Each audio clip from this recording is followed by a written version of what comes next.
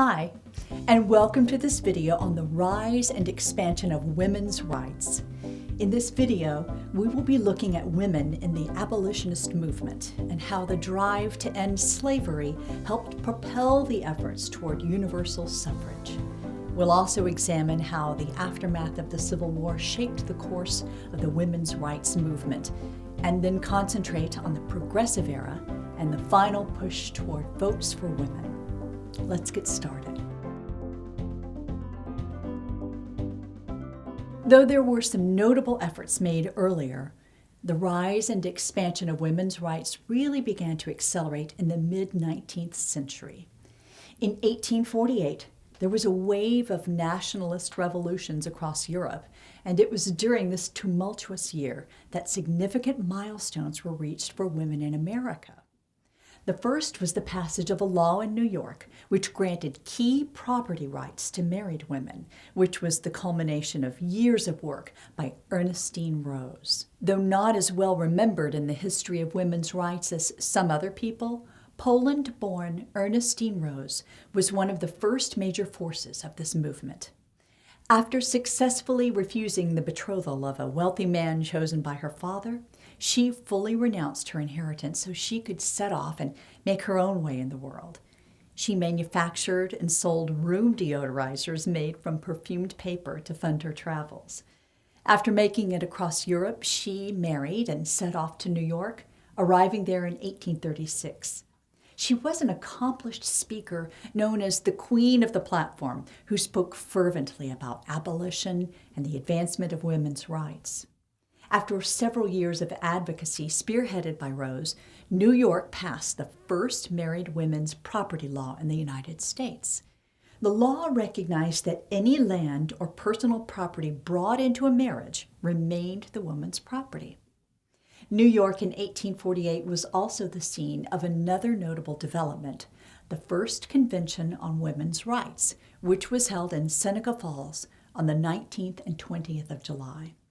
The conference was the brainchild of Lucretia Mott and Elizabeth Cady Stanton, two of the leading voices of the women's movement in the 19th century.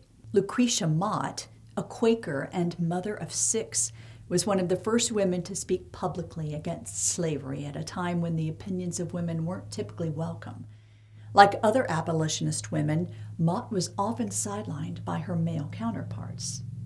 Elizabeth Cady Stanton was born into a wealthy New York family and took an early interest in the anti-slavery movement. To the disapproval of her family, she married Henry Stanton, a penniless abolitionist, in 1840. Their marriage vows were unusual for the time in that the word obey, in reference to the wife obeying the husband, wasn't included. The newlywed couple traveled to London to take part in the anti-slavery convention. It was at the convention where Elizabeth Stanton met Lucretia Mott. The Stantons began a family shortly after returning to the United States, and it was some time before Mott and Stanton would meet again. In the pivotal year of 1848, Mott traveled to New York to attend a Quaker meeting and proceeded to invite Elizabeth Stanton. At the small gathering of women, which included the sister of Susan B. Anthony, the idea to hold a convention on women's rights was hatched. The Declaration of Sentiments was drawn up to be presented at the conference, in which the famous preamble to the Declaration of Independence was rewritten as, "We hold these truths to be self-evident that all men and women are created equal." The Declaration of Sentiments included 11 resolutions for discussion. The most contentious was the 9th point, calling for a woman's right to vote. Some organizers, including Mott, felt it was too radical a step and were wary of its inclusion. On July 19th, a larger-than-expected crowd of 300 showed up, including the formerly enslaved prominent abolitionist Frederick Douglass. When the resolutions were presented, it was indeed the 9th point that sparked the most debate. But in the end, the vocal support of Douglass helped the measure to pass. 100 attendees signed the Declaration of Sentiments on July 20th, 1848.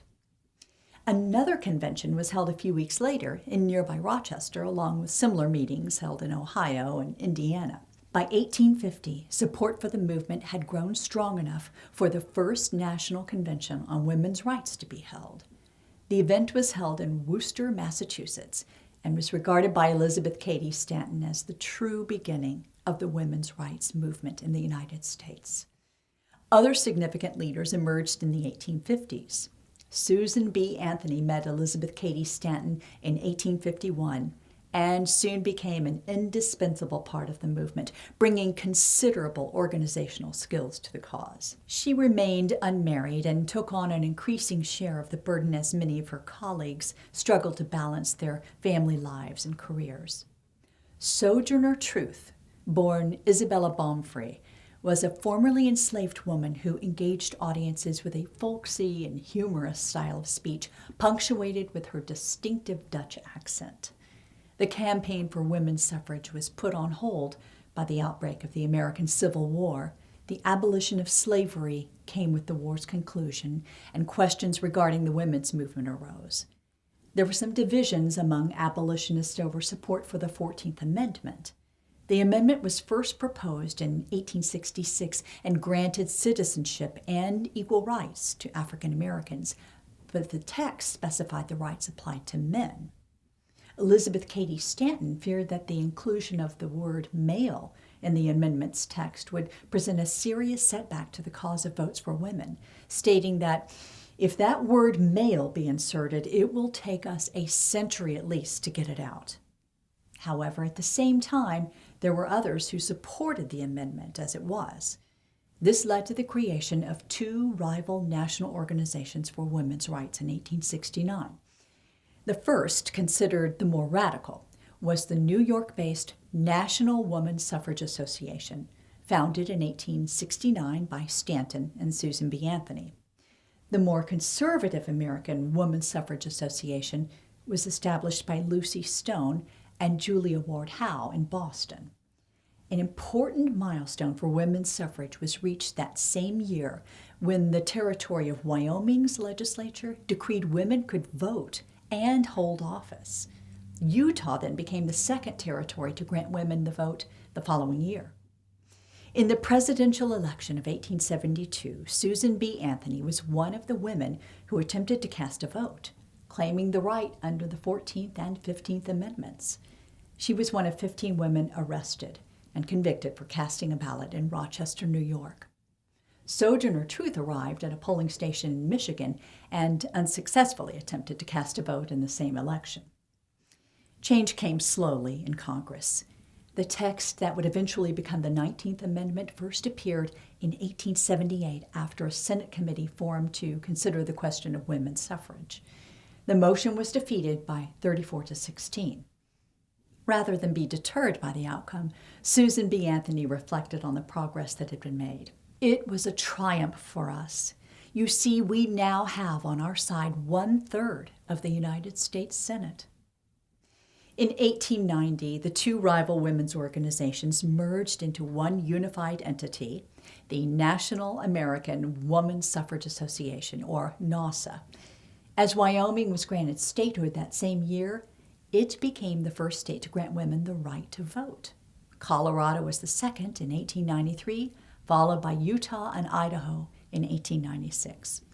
NAWSA pursued a state-by-state strategy at the turn of the century, seeing that as a more viable path than a broad national campaign. A suffrage parade was held in New York City in 1912. This wasn't the first march of its kind, but it was by far the largest. Women of all backgrounds were part of the 15,000 marchers to take to the streets. Former President Theodore Roosevelt's newly formed Progressive Party, commonly called the Bull Moose Party, announced a platform that included support for women's suffrage later that summer. A new wave of energy came in the form of Alice Paul, who proposed a more assertive strategy to gain the vote. Paul had spent time in Britain from 1907 to 1910 and joined the efforts of the British suffragettes in their campaign to gain women the vote.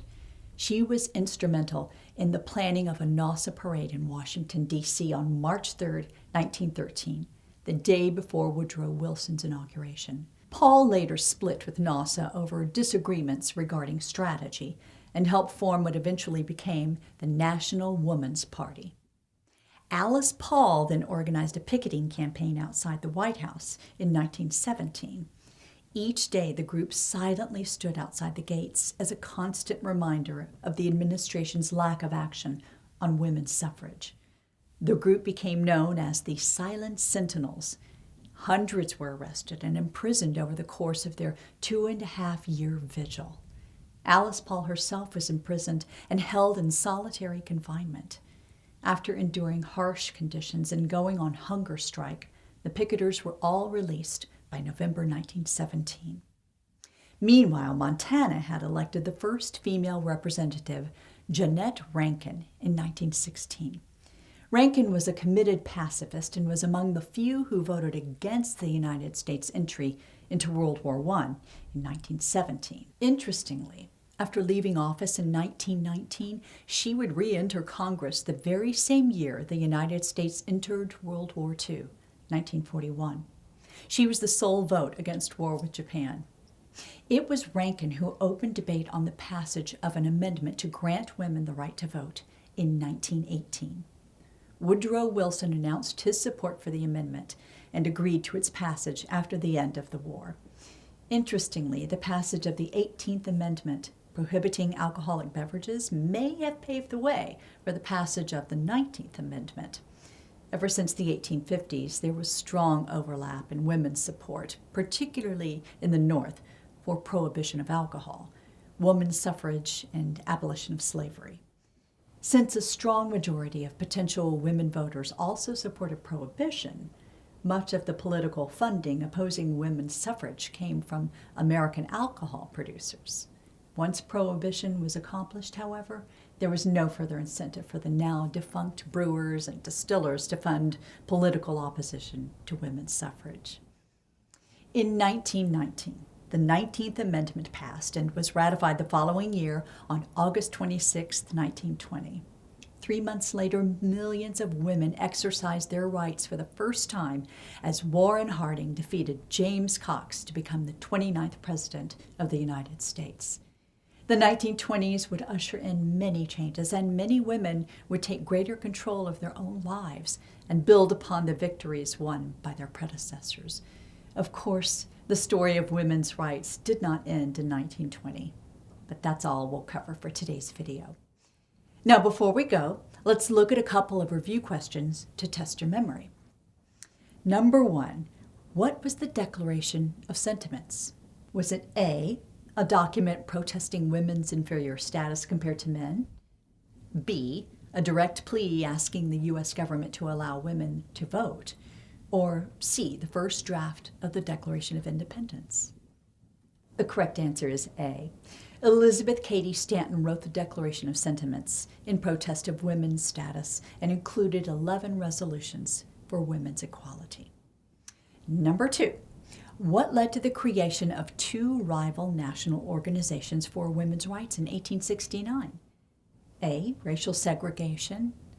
B, differences in religious beliefs. Or C, support for the 14th Amendment was split. The correct answer is C.